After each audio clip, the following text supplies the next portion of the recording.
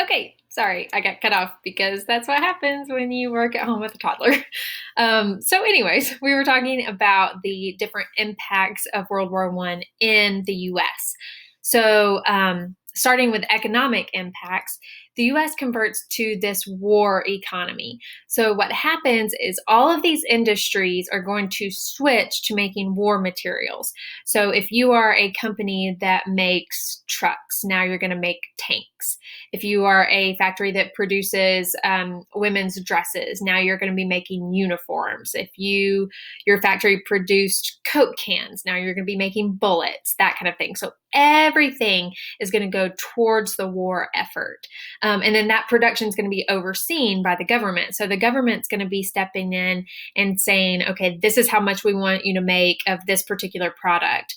And then another way that the economy was impacted was by these liberty bonds. So what a liberty bond is basically it is a way of the government borrowing your money. So you give the government money, they give you this piece of paper, it's called a liberty bond, and then the idea is that you're going to be able to turn that in later and get your money back plus interest. So that was a really big thing at this time, and you can see here in this propaganda poster right here. It says, remember your first thrill of American liberty. It's your duty to buy American government bonds. So the idea here is we're focusing on immigrants and trying to convince them that they need to buy Liberty bonds. Propaganda posters were really big during this time period, and our activity this week will probably have something to do with them. So like you can see this one right here, this one is encouraging women to go to work in the factories. So this is the first time that we see women really working outside of the home. This one is talking about working, like doing your best in your job for the war effort.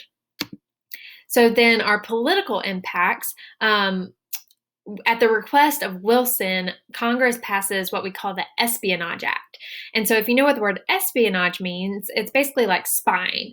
So, it basically said we're going to make it illegal and we're going to put penalties on people spying or trying to sabotage or obstruct the war effort. So, one big person who is known for this, the presidential candidate Eugene Debs. So he was running for president and he spoke out against the war. And so he was actually arrested and put in prison for 10 years, a presidential candidate, because of speaking out against the war. And so people who disagreed with this said that it went against the First Amendment. So you can see here in this political cartoon, you've got Uncle Sam here, and he's got a fly on his head. And then this hammer says too drastic sedition legislation. And at the bottom, it says swat the fly, but use common sense. So the idea there is, if a fly landed on your head, you're not going to try to kill it with a hammer because that's going overboard and that's just going to hurt you. And so it was basically saying that the Espionage Act was going too far. Then our social impacts. So I kind of already briefly mentioned, but you think about you've got a lot of women that are going to be going to work for the first time outside of the home. So that's going to be a big social impact. You have a lot of men going to fight in the war. So a lot of those jobs are opening up. And one of the things that happens is you've got a whole bunch, millions of blacks that move from the South to the North to work in these jobs. So they're trying to escape the prejudice in the South, because remember, this is the time of, Jim Crow laws and segregation and et cetera.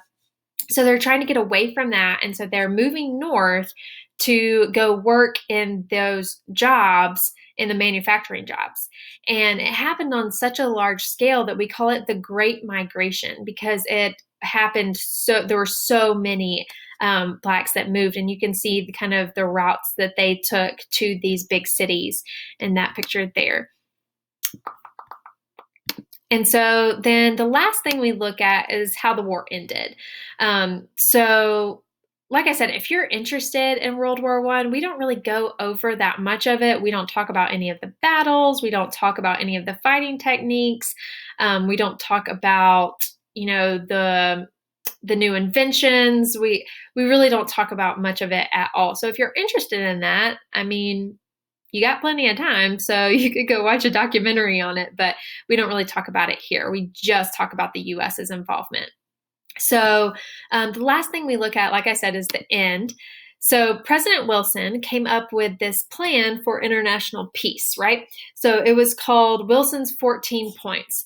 And so he had all these different things that he said, if we do these things, sorry, my hair's getting on my nerves. So if we do these things, this could lead to international peace. So for example, things like open diplomacy. So we're not going to have any more secret treaties. Like we're going to keep everything out in the open, no more alliances, that kind of thing. Freedom of the seas. So no more unrestricted submarine warfare. We're going to reduce weapons. We're going to basically, with some of these countries in Eastern Europe and some of our colonies, we're going to let those people kind of decide things for themselves and be independent if they want to. And then the last one was the League of Nations. So basically, Wilson said that he wanted an international peacekeeping organization. So what we're going to do is we're going to have some of the biggest countries, some of the most powerful countries, and they're going to join together in this group, and they're going to be a peacekeeping organization that is there to help this not happen again. So he definitely thought that this was the most important of the 14 points. He said, like, if we don't do anything else, we need to create this League of Nations. So at the Treaty of Versailles, that's where they ended World War I with the Treaty of Versailles. And in that treaty, they created the League of Nations. But then the Senate voted against us joining it. So the US, even though our president was the one who created it or came up with it, we never joined it because a lot of the people in the Senate believed that it was going to drag us into future European conflicts. So if you look at this political cartoon right here, it's probably hard for you guys to see on your screens, but like right here, it says foreign nations, European nations, and you've got Uncle Sam here in the middle, and he's all tied up, and these ropes say the League of Nations. So the idea here is they were afraid that it was going to pull the US into too many different directions and pull us into things that we shouldn't be in. And they were also afraid, so you can see here that it's tying Uncle Sam's hands. And so they were afraid that it was going to kind of prevent us from doing what we wanted to do and from having the independence to just do what we want to do. So the Treaty of Versailles became known as peace built on quicksand because it doesn't really establish lasting peace. You know, World War I was known as the war to end all wars, and obviously it wasn't because we have World War II. And part of it is attributed to this Treaty of Versailles because what they did is they were really, really harsh on Germany. Our President Woodrow Wilson said, you know, we need to take it easy on Germany. Britain and France said no way, and they punished Germany for the war. They made Germany take all the blame for the war.